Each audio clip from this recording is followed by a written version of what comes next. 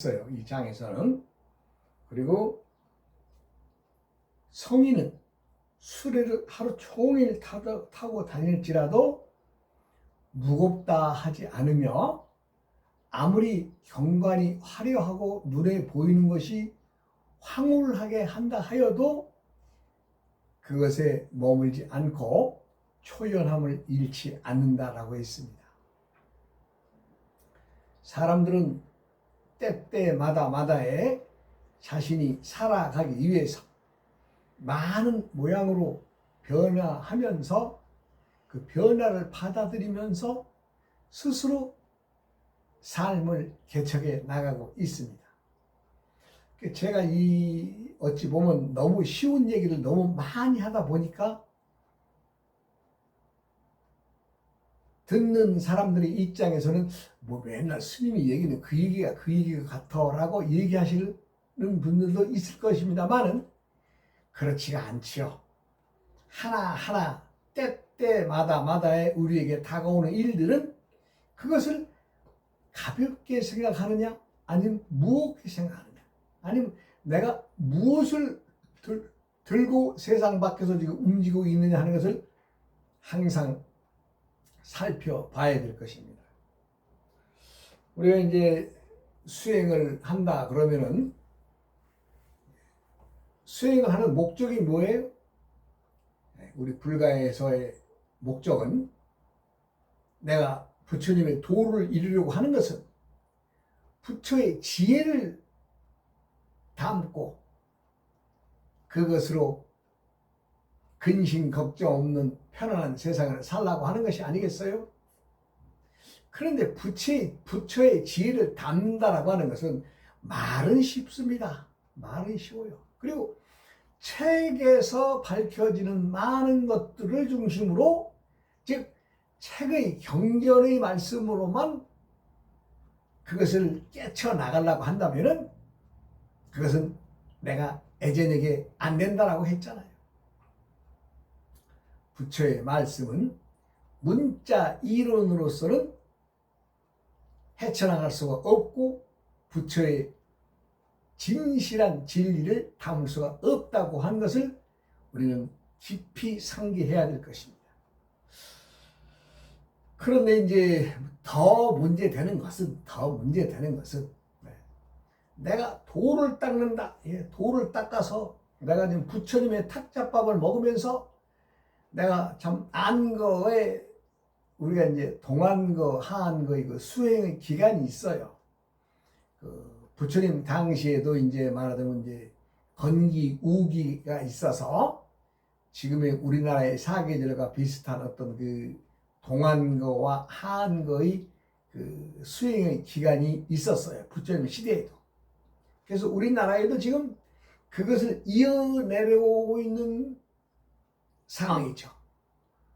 다른 나라에 없는 정말 부처님의 골수를 품으려고 하는 그 수행의 방법을 우리는 지금도 안고 살아가고 있습니다. 그래서 이제 여름에는 하안거라고 하고 겨울에는 이제 동안거라고 해서 석 달씩 수행을 하시는데 많은 사람들이 수행의 그 안거에 얼마만큼 참가해서 수행에 임했느냐라는 것을 이제 좀 물론 가치는 인정을 하지만 자신이 깨치는 것을 중요시한다면 그거 굳이 자랑할 일도 아니죠. 내가 매단거에 참가하지 않고서도 득도하신 분들이 계실 것이고 또 수많은 세월 안거에 내가 동참했어도 득도하지 못하신 분들도 많을 거 아니에요. 그런데 그 안거에만을 참가했다고 하는 우리가 이제 안거에 동안거 하안거를 1년으로 치면 이안거인데 이안거를 성만한다 그러면 우리가 이제 법납 1년을 보죠. 그래서 법납이라는 것은 뭐 안거에 들어갔든 안 들어갔든 내가 이제 부처님의 법을 공부하는 또 부처님의 지혜를 얻고자 수행하는 기간에 들어가는 것이 우리 법납이라고 하는데 지금 우리나라를 대표하는 종단에서 가장 좀 가치 있고 깊이 있게 따져주는 게 법납이라고 합니다. 그런데 내가 볼 때는 그 소용없는 짓거리거든요. 왜? 자신이 10년, 20년, 30년 아니면 40년 동안 아니면 50년에 걸쳐서 20대에 출가하신 분이 50년 법납을 지니신 분이면 한 70세가 되는 나이, 아니면 50년, 60년 법납 되신 분이 계실 거 아니에요? 그럼 그 법납이라고 하는 것은 부처님의 품에서 부처님의 탁자밥을 내려먹은 그 기간을 말하는데, 자신이 30년, 40년, 50년 그 자랑할 게 뭐 있어요? 그렇잖아요. 내가 득도했다. 나 부처님의 진리를 꿰뚫었다. 내가 자성부처 친견했다라고 당당하게 말할 수 있는 분이 있어야 하는데, 단 한 번도 그런 분을 만나보지 못했습니다. 그리고 각 종단에는 그 벼슬들이 있죠. 벼슬들이 있습니다. 말하자면 이제 우리가 이제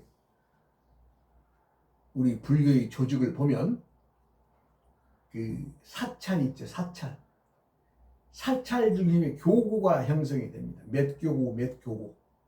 그 교구 본사가 뭐 이름난 절들이 되겠죠. 뭐 송강사라든가, 뭐 월정사라든가, 뭐 해인사라든가 이런 데가 이제 교구 본사가 되는데, 그러한 곳에 또 주석하시는 또 대장이 있죠. 대장이. 그런데 그 깨치지도 못하신 분들이 부처님의 짬밥을 오래 먹었다고 한 것으로 그런 자리를 독차지해야 하고, 많은 사람들 위에 군림한다면 그 밑에 사람들 어떻게 되겠어요? 한마디로 위에 어른들이 눈을 떠서, 즉 책에서 전하는 지식이 아니라 부처의 지혜의 말씀을 본인이 꿰뚫어서, 부처님의 말씀 중에 모든 중생들이 다 부처의 씨를 가진 부처인데, 내가 공부해 봤더니 이러저러 하더라라고 본인의 살아있는 법문을 얘기를 해야 되는데, 지금 많은 사람들이 과거의 경전이나 과거의 선지식들이 한 말들을 남 앞에 내세워서 그걸로 사람들을 교화하는데, 그것이 제대로 된 방법인가요? 제가 감히 말합니다만은, 예전에는 우리가 60년대, 70년대까지도 우리 불교에는 도통하신 도인들이 많았습니다. 왜냐하면 그분들이, 저는 직접 불교에 입문한 시기가 아니었지만은, 내가 지금에 와서 2000년대, 20년대를 넘어 26년인 올해에서도 그 과거의 50년 전, 60년 전의 어른들의 법문을 들어보면 졸가리가 딱 나와요. 이분들은 참 도통하신 분들이구나 알 수 있어요.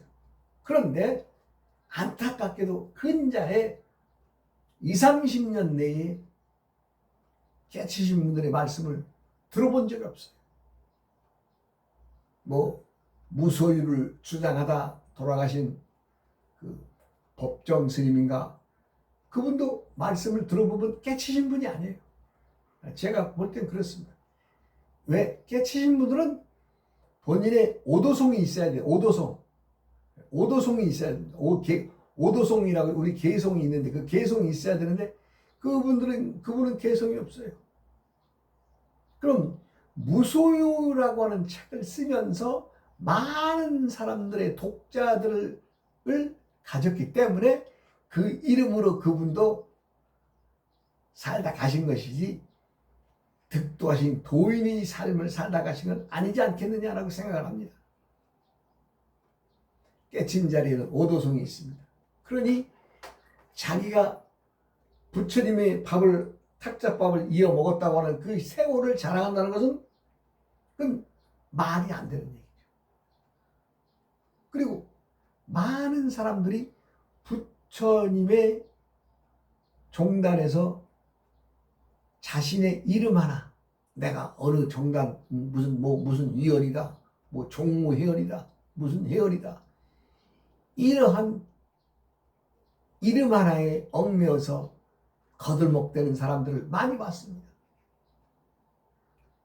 하나같이 어찌 보면 종상배라고 말할 수 있죠. 종상배. 부처님의 이름을 팔아서 장사하는 무리들이 아니겠느냐 하는 안타까운 생각이 들어갑니다. 더더욱 심각한 것은 그들이 하고 있는 행태, 자신의 행태가 부처님의 그 말씀에 얼마나 어긋난 짓거리인가를 물론 본인들이 알겠지만은 하는 행태를 보면 전혀 모릅니다.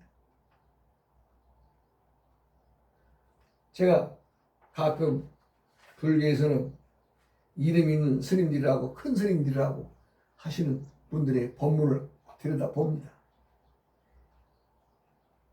그 속에는 일목요연한 부처님의 말씀 속에는 일목요연한 것이 있습니다.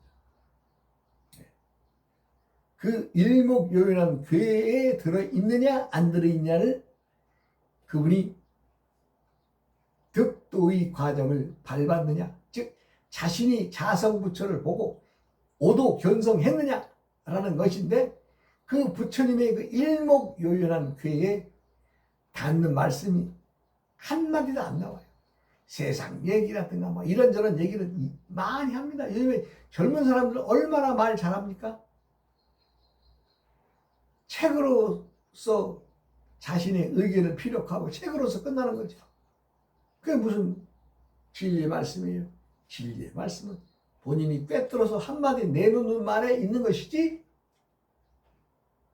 남의 글을 풀어서 인용해서 하는 말은 다 의미 없는 얘기죠. 25장에서 내가 뭐라 그랬어요? 남들이 먹다 남은 밥에 찌꺼리를 가지고 먹는 것이라고 하지 않았어요?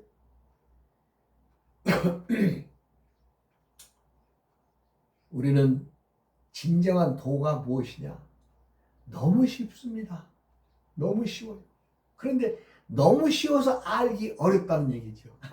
이거 조금 제가 좀 말을 하면서도 참 쉽게 어떻게 풀어야 될 텐데 도는 우리 일상과 함께 가고 있습니다.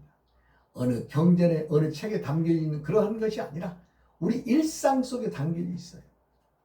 이 26장에서도 뭐 어려운 일이 없잖아요.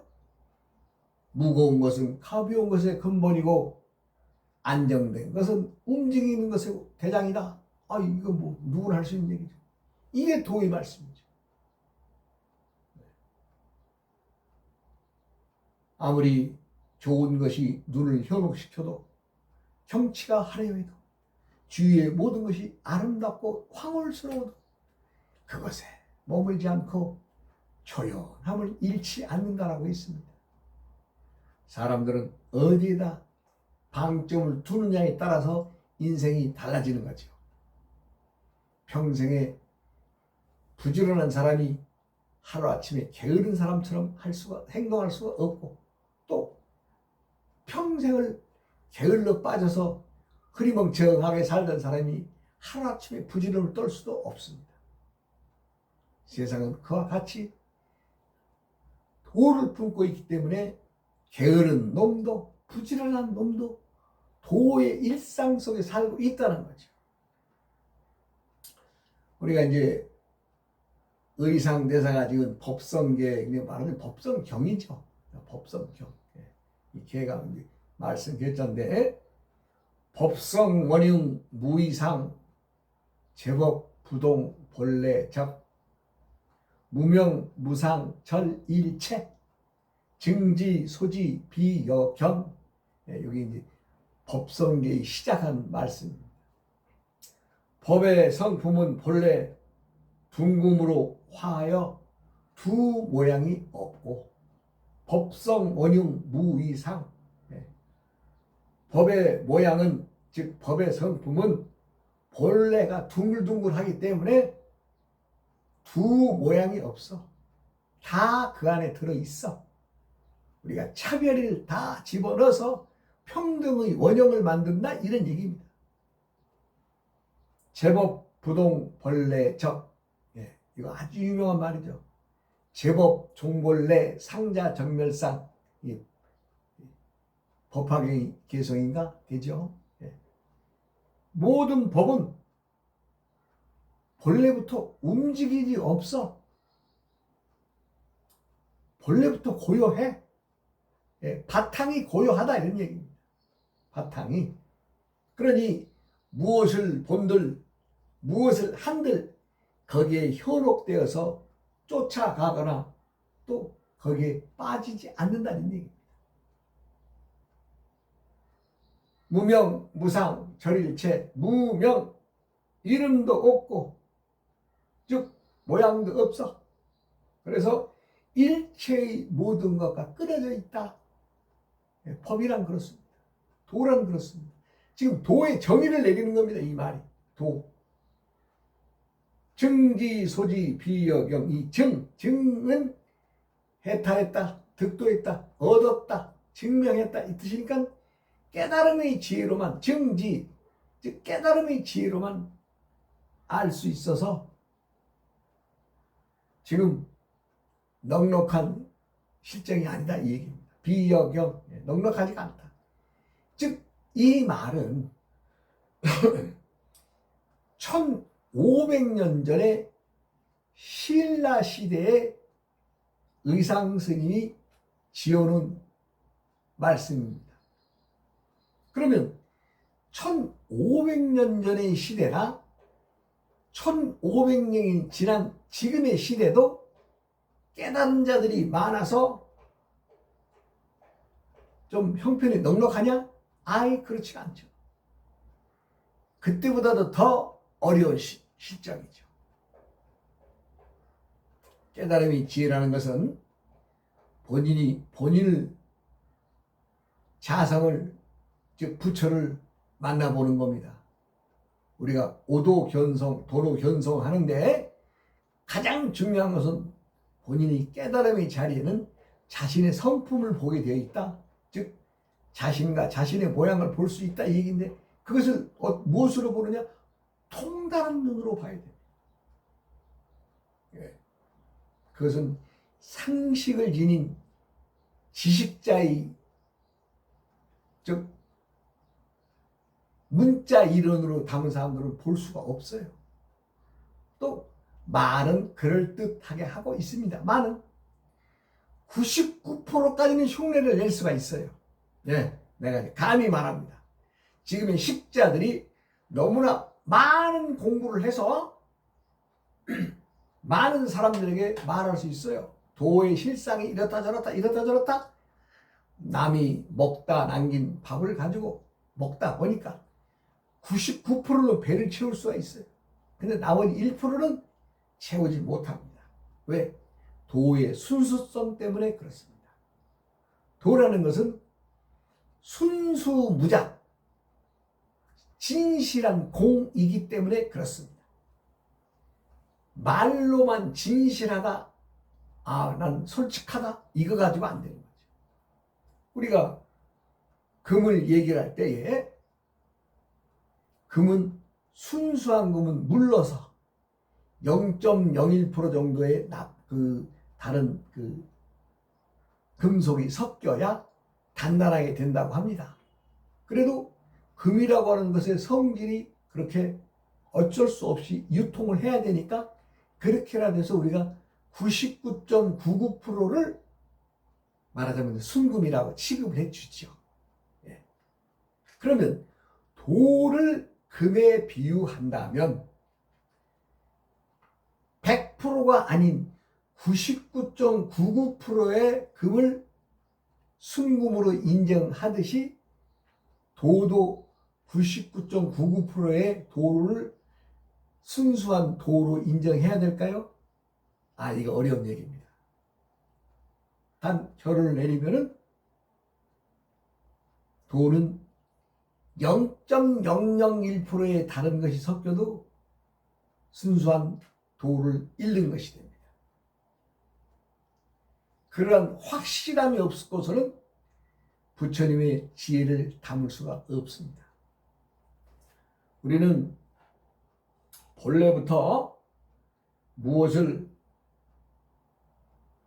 사람들은 자신의 아름아름이나 또 본인이 지니고 있는 상식이나 또 본인이 겪어온 경험을 품고서 세상살이를 살아가면서 온갖 것들을 다 상대하게 됩니다. 그러면서 그 다음에는 뭘 지니게 되느냐? 어떤 대상과의 문제가 생기면 1차적으로 딱 보는 그 순간에 아니면 말을 듣는 그 순간에 본인이 머리로서 헤아립니다. 그런데 도는 그렇지가 않습니다. 그렇다고 해서 도인이 뭐 말을 못하거나 굼뜨거나 어눌하거나 그렇다는 것은 아닙니다. 본인의 판단으로 안다 모른다 있다 없다의 그 망상 잘못된 생각을 지닌 것을 도는 철저히 배제합니다. 법의 성품은 본래 둥글고 둥글어서 즉 공함으로서 두 모양이 없다. 법성 원흉 무이상. 법의 모양은 본래 둥글어서 무이상. 두 모양이 없어. 하나야. 하나 속에서 들고 나며 하나 속에서 무와 유가 동시에 들고 나며 이 진공의 바탕을 모르고서는 공에 접근할 수가 없습니다. 도에 접근할 수가 없습니다. 부처의 지혜를 담을 수가 없습니다. 공을 모르고서는 천마디의 이 문장은 법의 성품은 본래 둥글둥글해. 이 말을 하신 의상 스님도 진공이라고 하는 말을 풀어내기 위해서 이렇게 표현하신 거예요. 법성 원흉, 법의 성품은 본래 원흉, 둥글어. 그래서 그 속에서 하나에 무엇이 많이 있다고 하더라도 모양 자체는 다 일단 그 안에 들어가면 하나가 되는 거죠. 그 공입니다. 공. 그리고 본래의 우리가 알고 있는 모든 세상의 법은 본래부터 고요하기 때문에 어떤 우리들이 마음속에서 어떤 의지에서 일어나는 것 이런 것들이 본 바닥은 본래 고요하다 이런 얘기예요. 무명 무상 절일체. 무명 이름도 없고 무상 모양도 없어. 그리고 이름도 없고 모양도 없음과 같이 절 끊어져 있어. 무엇과? 일체의 모든 것과 끊어져 있어. 딱 정리된 거야. 그걸 알아야죠. 그것은 지금 공을 설명하고 있는 겁니다. 그 다음에 증지, 소지, 비여경. 이 증지라고 하는 말은 득도한, 즉 부처님의 지혜를 얻은 지혜를 말합니다. 증지, 소지, 가지고 그 부처님의 지혜를 가지고 있는 자들이 있는가 봤더니 비여경 아니야. 넉넉하지가 않아. 왜? 많은 사람들이 도를 풀어 말하지만 실상적으로 보면은 그걸 얻었느냐 못 얻었느냐 하면 딱 들여다보면은 이거 별로 얻은 놈들이 별로 없어. 그러니 어떻게 해요? 살림살이가 넉넉해요? 넉넉하지가 않죠. 즉 하나가 둘을 낳고 둘이 넷을 낳고 넷이 여덟을 낳아가면서 점점 뿌리를 내린다면은 예를 들어서 뭐 1000년 전에 우리 도인들이 신라시대의 도인들이 5명이었다.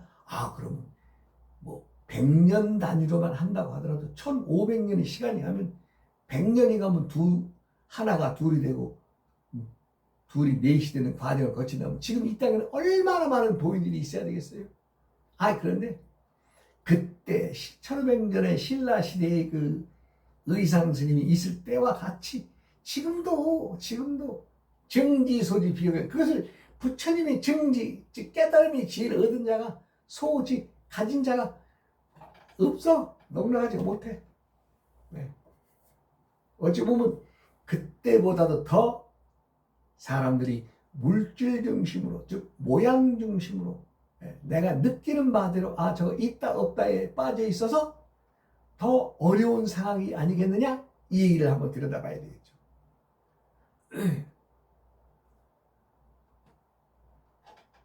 법의 성품은 원흉하다고 했습니다.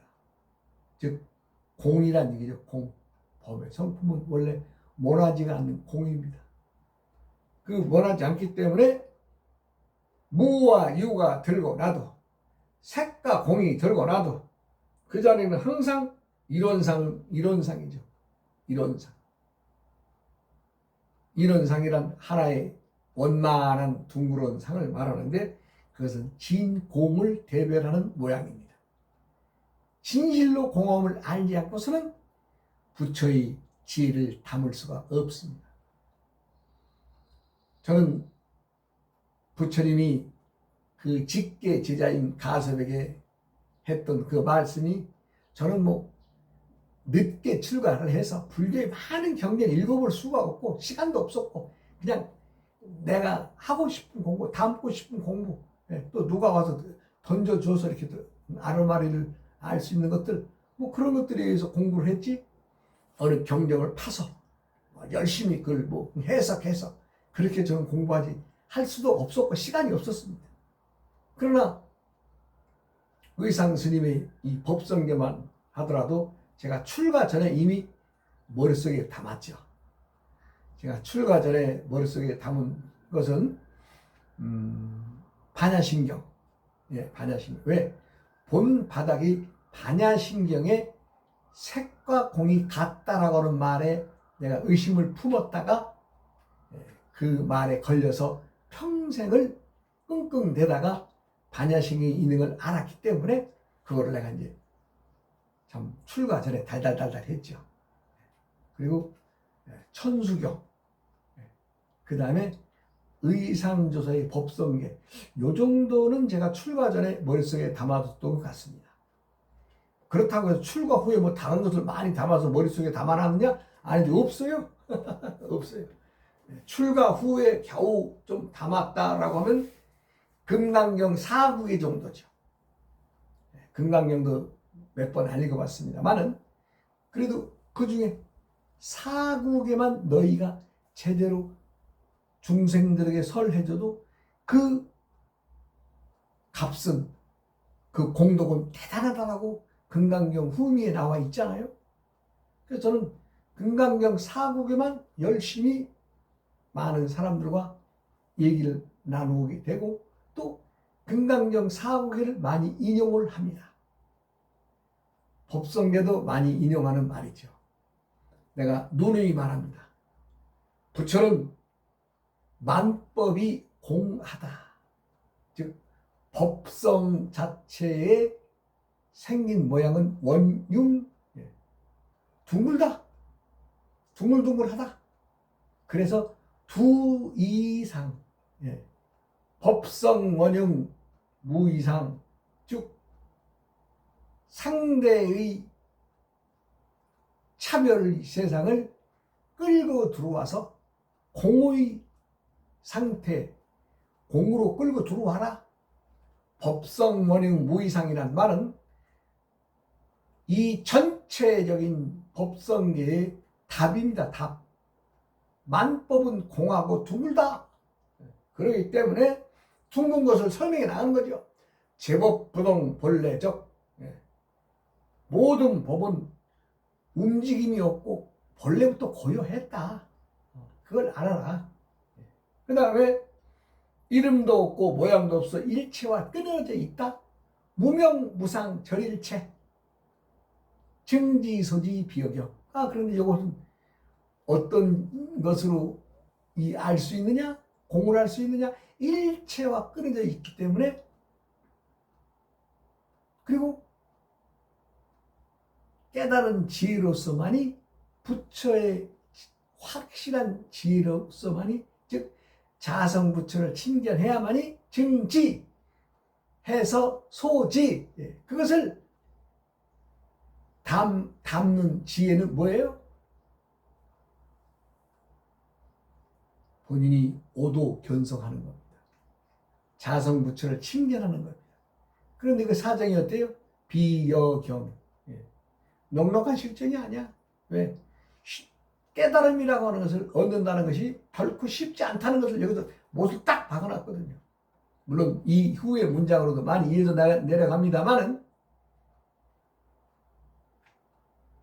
부처의 마음법은 공함 속에서 들고 나고 있습니다. 시간이 됐으니 다음 시간으로 이어가겠습니다. 아우어이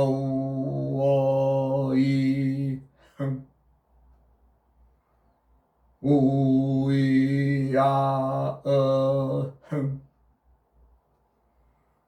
우이야어흥